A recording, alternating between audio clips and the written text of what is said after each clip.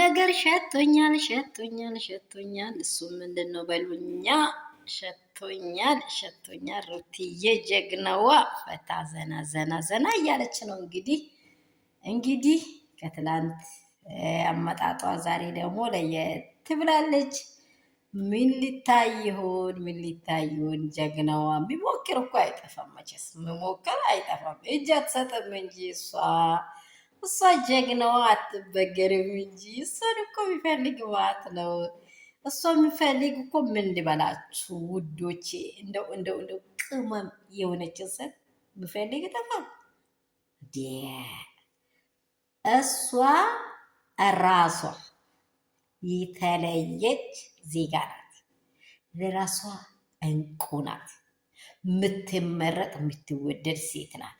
ሁሉም ምራቁን ዋጥ እያደረገ ምነው የኔ በሆነች እያለ ነው። በዚህን ጊዜ እንግዲህ ሩትዬ ደግሞ አሁን በአዲስ ነገር ዛሬ ከች ብላለች።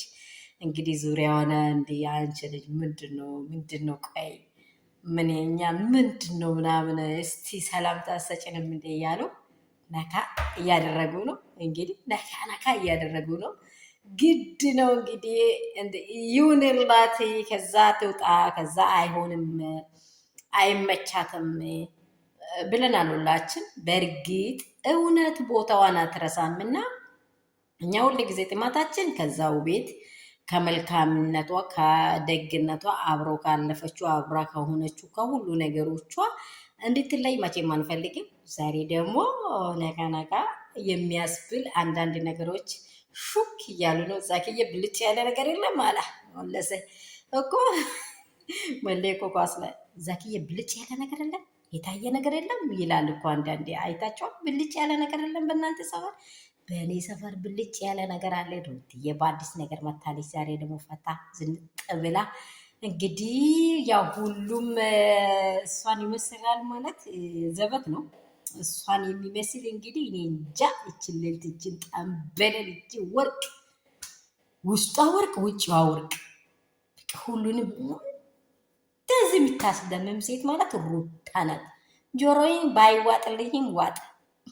ሰላም ቤተሰብ እንደምን አደራችሁ? እንደምን አረፈዳችሁ? ሁሉ ሰላም፣ ሁሉ መልካም።